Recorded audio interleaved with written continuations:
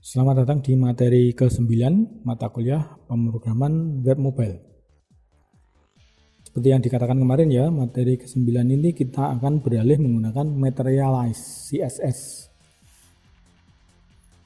Ini sama mudahnya dengan Bootstrap tadi, atau mungkin bahkan lebih mudah. Dan satu keunggulan lagi dari Materialize ini adalah bahwa framework ini bikinan Google, jadi sedikit banyak codingnya. Apabila Anda sudah melihat coding di Material Design Lite itu mirip-mirip, tapi Materialize CSS ini jauh lebih ringkas codingnya dibandingkan dengan Google Material Design Lite.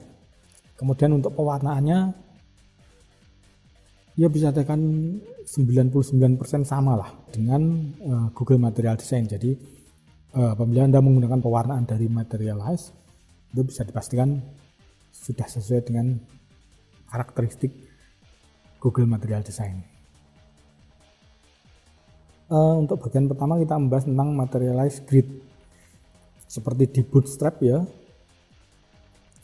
grid ini untuk Materialize CSS, jenis grid yang dipakai adalah grid dengan 12 kolom, sama persis dengan Bootstrap.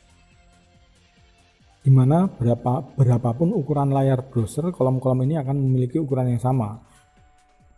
Misalnya lebarnya cuma 500 pixel, ya 500 bagi 12 seperti itu.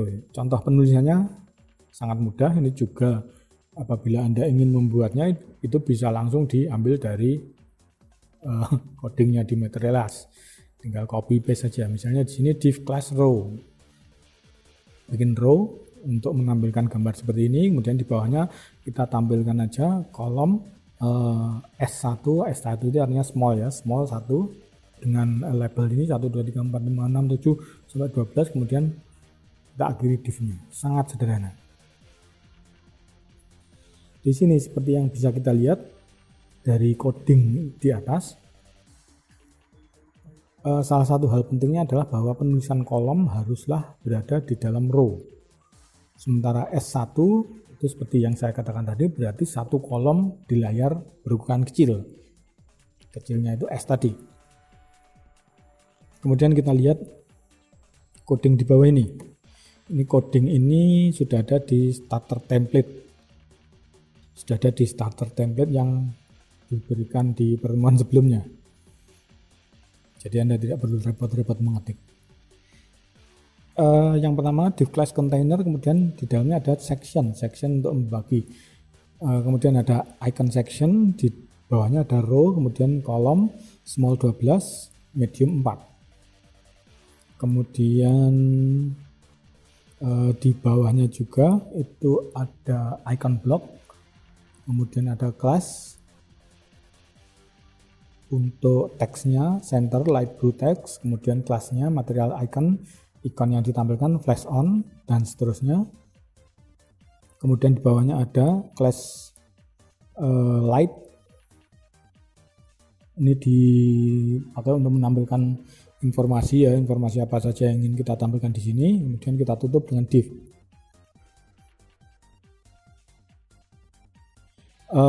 Dalam coding di atas terdapat class container, di mana class ini bukan hanya dipergunakan dalam grid. Penggunaannya tidak terbatas hanya pada grid saja, tapi juga bisa dipakai dalam proses pembuatan atau penentuan layout lainnya. Sama dengan yang kita praktekkan di Bootstrap. Ini penggunaan kontainer itu contohnya seperti ini. Jadi kalau dipakai itu bisa agak sedikit rapi lah. Saya selalu menggunakan class container ini agar tampilan webnya itu lebih rapi.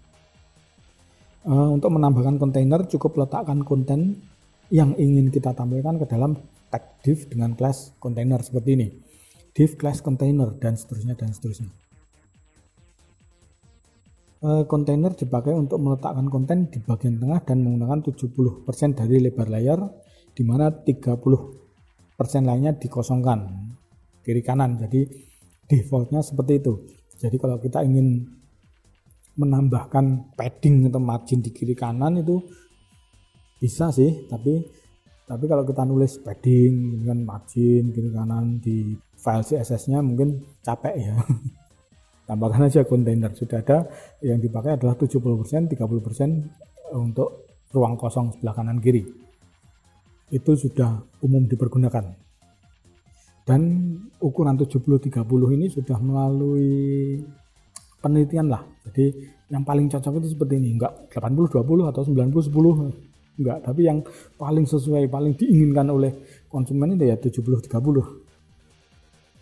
Kemudian pada contoh di atas digunakan call S12M4, ini yang berarti pada layar ukuran small, kolom ini akan ditampilkan pada 12 kolom, jadi hanya satu kolom saja.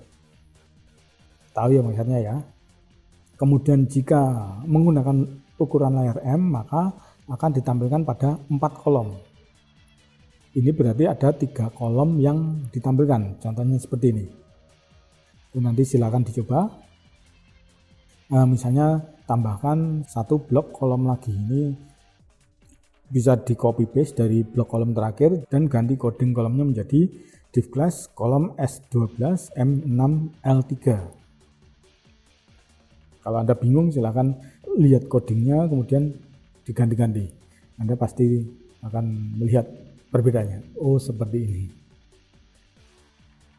Kemudian class kedua adalah section. Class ini dipakai untuk menambahkan padding atas dan bawah. Dan section ini biasanya dipakai bersamaan dengan divider dengan menambahkan garis setebal 1 pixel yang biasanya dipakai untuk membuat grouping seperti ini. Di desain mobile itu banyak sekali, misalnya email service dan sebagainya. Kita lihat coding kedua, ini ada div class divider, div class section. Keyword lain yang juga banyak dipergunakan dalam mengatur layout adalah offset. Tapi ini juga subjektif ya, jadi ada yang suka menggunakan offset banyak, tapi ada juga yang malas menggunakan offset. Cara penulisannya cukup tambahkan keyword offset, kemudian diikuti dengan kode kolom, misalnya offset S6. Itu artinya menambahkan ruang kosong sebesar 6 kolom. Jika ukuran layarnya small. Penulisannya seperti ini. Call S6 offset min S6, kemudian warnanya, kemudian teks yang ingin ditampilkan. Hasilnya seperti ini. Cukup jelas ya.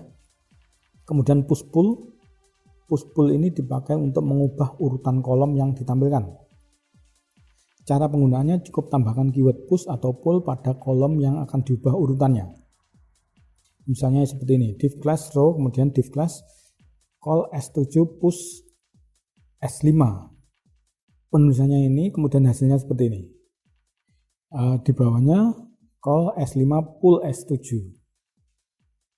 Perhatikan perbedaannya, perbedaan antara push pull ini cukup jelas ya. Di sini coding ini berarti bahwa kolom pertama dipush, didorong ke kanan ya. Push itu kan didorong ke kanan sebanyak 5 kolom, kemudian yang kolom kedua dipull atau ditarik ke kiri sebesar 7 kolom. Ini artinya kolom pertama dan kolom kedua itu dibalik urutannya. Itu aja sih intinya. Berikutnya setelah grid kita akan membahas tentang side nav. Side nav ini jika dibutuhkan penggunaan kolom seperti di atas juga dapat dipakai untuk membuat side nav, navigasi bagian samping ya. Seperti ini. Kemudian termasuk juga side nav yang responsif. Ini artinya jika layarnya ukuran kecil atau smartphone, side nav diletakkan di bagian atas. Kemudian yang perlu dicatat adalah bahwa bentuk navigasi semacam ini jarang dipergunakan ya. Yang lebih banyak dipakai adalah sistem navigasi dengan hamburger menu. Penulisannya seperti ini, sangat mudah ya, silakan dibaca. Yang pertama pakai row, kemudian ada kolom S12, kemudian kelasnya browser window, dan seterusnya. Di sini perlu diperhatikan dalam coding ini pembuatan layout yang responsif itu menggunakan kolom yang penulisannya adalah sama persis dengan penggunaan kolom biasa.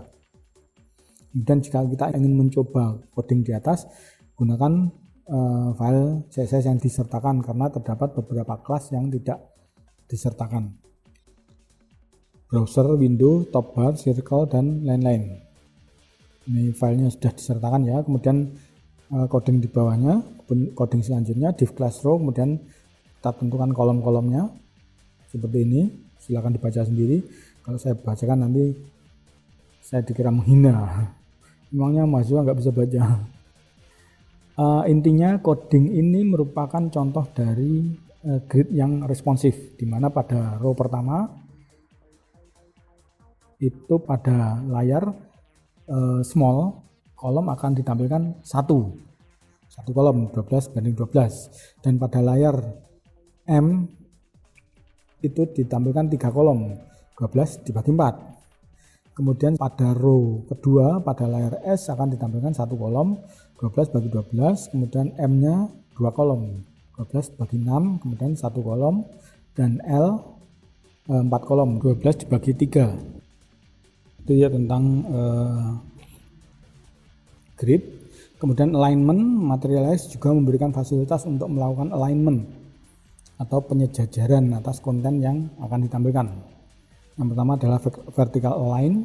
Ini dipakai untuk meletakkan objek itu bisa objek apa saja ya, itu di bagian tengah dengan menambahkan keyword v-align wrapper pada kontainer dari objek yang akan ditampilkan.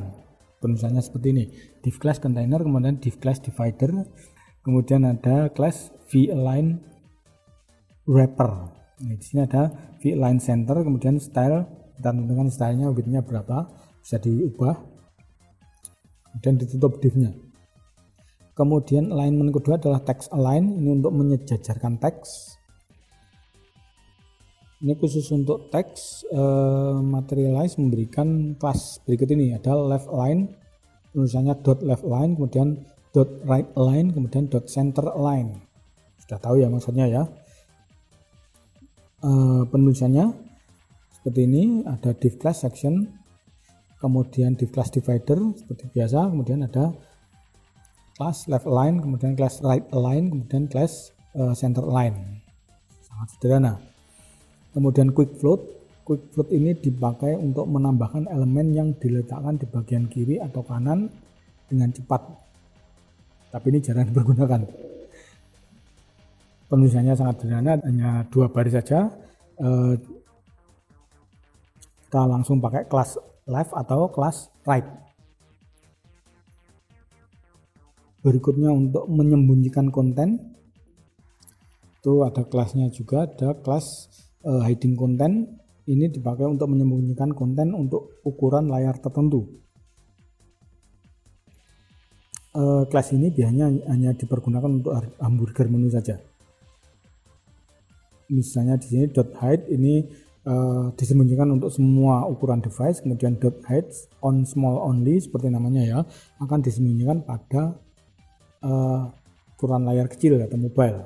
Kemudian hide on matte only, hide on medium, jadi kontennya akan disembunyikan apabila ditampilkan di layar medium seperti tablet dan seterusnya. Untuk contohnya silakan lihat coding dalam starter template. Mungkin cukup sekian untuk Materialize CSS yang pertama. Untuk tugas silakan lihat di ELA. Sekian dan terima kasih.